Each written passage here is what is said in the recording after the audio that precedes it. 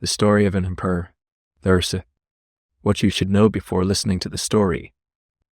As you hear these words, millions of my soldiers are currently fighting on 3 fronts. I control many lands, but I must admit, I never imagined I would see such a day. Perhaps in my wildest dreams, I wanted to be an emperor, but I never truly considered it. Even now, I sometimes find it hard to believe that I sit on my steel throne and wear the ruler's badge in my chest. Let me start from the beginning, or even before the beginning. It all began in 1412. I was born a cold winter night, into a normal family with ordinary parents.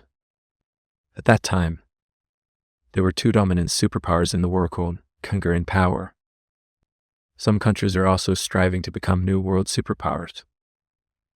Among these, Trier and Ladder had some successes. However, my country, Lokar, despite the great ambitions of its leaders, was mired in corruption and incompetence. Despite its abundant mineral resources, significant population, and access to international waters, my country was growing poorer every day.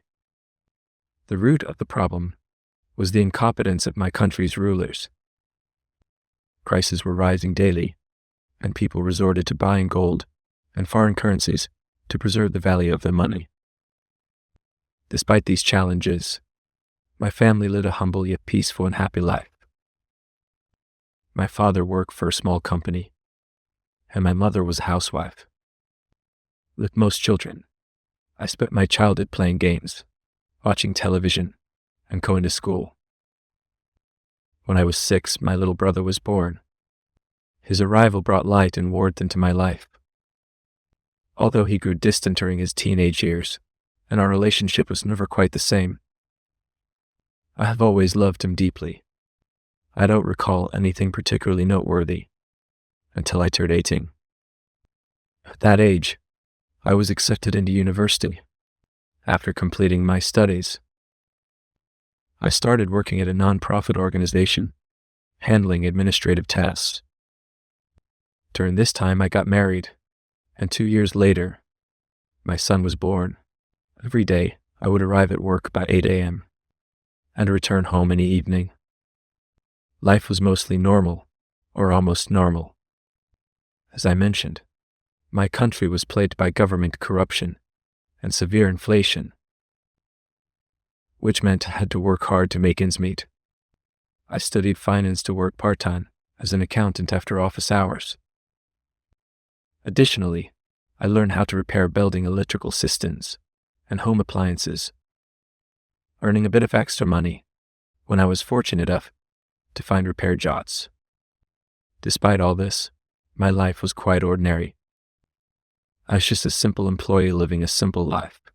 Everything changed suddenly. Protests against the government had become a daily occurrence. People took to the streets with placards every day, hoping to improve the situation. However, the rulers of my country paid no attention to these protests. According to the laws, the people elected members of parliament to create laws and choose the prime minister. But there was also a supreme ruler and a supreme congress, established right after the People's Revolution. The Supreme Congress had led the revolution, and its members selected their successors. Additionally, the supreme ruler was appointed by the Supreme Congress, and the position was for life. Any laws passed by Parliament had to be approved by the Supreme Congress. Anyone wishing to run for office had to get approval from the Supreme Congress.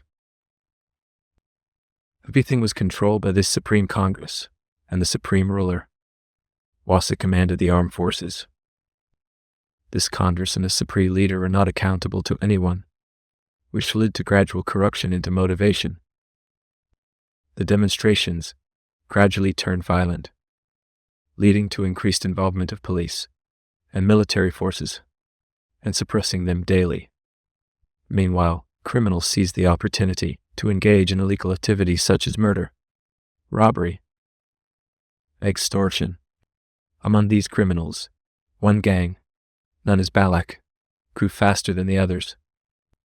The members of the Balak gang had an unusual devotion to their leader, Safin, who was the third leader of the group.